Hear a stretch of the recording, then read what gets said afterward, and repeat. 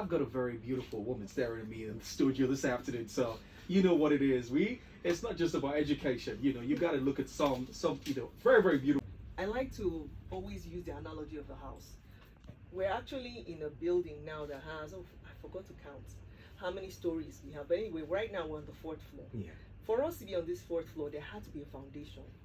And I tell people that foundation, as far as I'm concerned, is the most important part. And we were working with the students on equipping them, boosting them with skills on the computer, AI, robotics. Yes.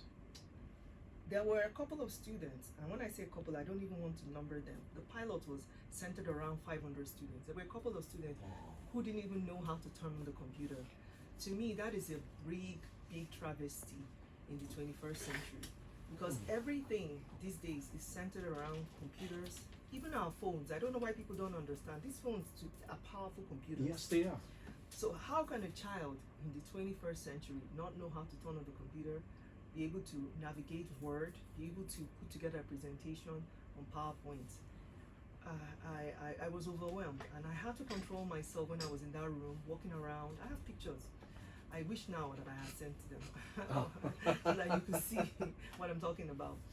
I had This afternoon, Dr. Adetola Salawo is a renowned education policy strategist and social innovator.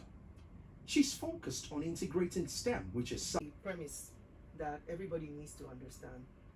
That for education to deliver the outcomes that we need in this 21st century, the relevant skills, employability, and innovation, we really need government and the private sector to work together. Yes. And fortunately, I like that you've taken me straight to the work that I've done.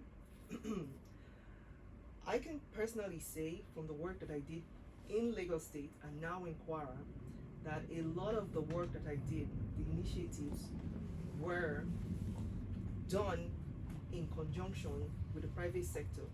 In fact, as I was walking in, I spoke to one of your sponsors and I reminded them that there's work that we need to do together. Hint, hint. Oh, well. So yeah, when I was with Lagos State, I did a lot of work with the US Consulate, GIZ, open access data. Fantastic. Born ready. Fantastic. Very first one on our list today. Can you give us an overview of how your state currently approaches public-private partnerships in education? This is important. We need to know what you have been